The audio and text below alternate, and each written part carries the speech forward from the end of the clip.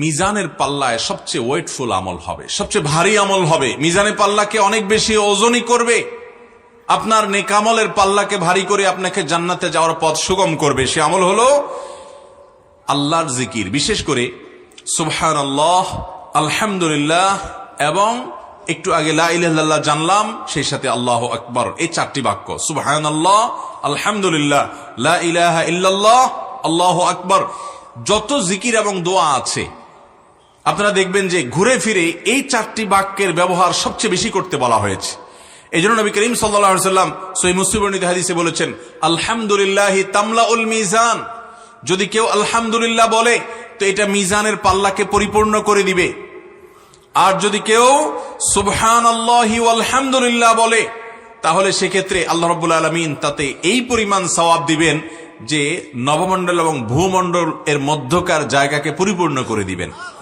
যদি একবার সে সুবহানাল্লাহি ওয়া আলহামদুলিল্লাহি এইভাবে বলতে পারে, সেই কামনা বাক্যে এটার অর্থ বুঝে মোহাব্বতের সাথে আল্লাহ তাআলা যে মান এবং কোয়ালিটি চান সেই কোয়ালিটি নিশ্চিত করে, অতএব বেশি বেশি করে মোহাব্বতের সাথে ধীরস্থিরতার সাথে আমরা এই তাসবিহ তাহমিদ পেশ করব।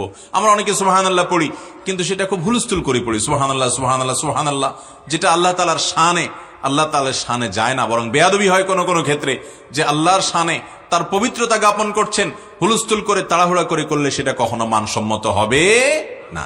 ভাইরা আমার, এই সম্পর্কে যে হাদিস একটা ইতিমধ্যে আমরা জানলাম যে আলহামদুলিল্লাহ এটা মিজানকে পরিপূর্ণ করে কিয়ামতের ময়দানে করবে।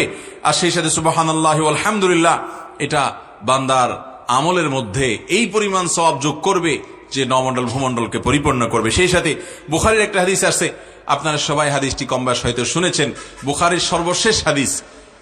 নবী করিম সাল্লাল্লাহু আলাইহি ওয়াসাল্লাম বলেছেন, কালিমাতানে খাফিফাতানে আলাল লিসান সাকিলাতানে ফিল মিজান হাবিবাতানে ইলার রহমান।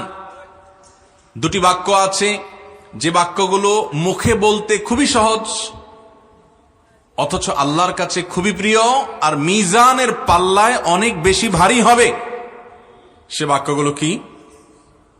সুবহানাল্লাহি ওয়া বিহামদিহি সুবহানাল্লাহিল আযীম, সুবহানাল্লাহি ওয়া বিহামদিহি সুবহানাল্লাহিল আযীম। মুহাব্বতের সাথে, আজমতের সাথে, আল্লাহর বড়ত্ব অন্তরে উপস্থিত করে বারবার করে আমরা এই বাক্য পাঠ করব, সুবহানাল্লাহি ওয়া বিহামদিহি সুবহানাল্লাহিল আযীম। অর্থাৎ আমি পবিত্রতা বর্ণনা করছি আল্লাহ রাব্বুল আলামিনের প্রশংসা সহকারে পবিত্রতা। সুবহানাল্লাহিল আযীম, আল্লাহ রাব্বুল আলামিন পবিত্র, মহান আল্লাহ পবিত্র, তার পবিত্রতা জ্ঞাপন করছি। যে সুবহানাল্লাহ, আলহামদুলিল্লাহ, এই বাক্যগুলোর ওজন এত বেশি যে নবী সাল্লাল্লাহু আলাইহি ওয়াসাল্লাম বলেছেন এগুলো মিজানের পাল্লা অনেক বেশি ভারী হবে। ঠিক একইভাবে আরো বহু হাদিস এই মর্মে পাওয়া যায়। আমার মনে হয় দলিল বা প্রমাণ হিসাবে এই দুটি যথেষ্ট। তাহলে আমরা দ্বিতীয় আমলও পেয়ে গেলাম, সেটা হলো বেশি বেশি সুবহানাল্লাহ, আলহামদুলিল্লাহ, লা ইলাহা ইল্লাল্লাহ এবং আল্লাহু আকবার, এই বাক্যগুলো বেশি বেশি পাঠ করলে মিজানের পাল্লাকে অনেক বেশি ওজনই করে।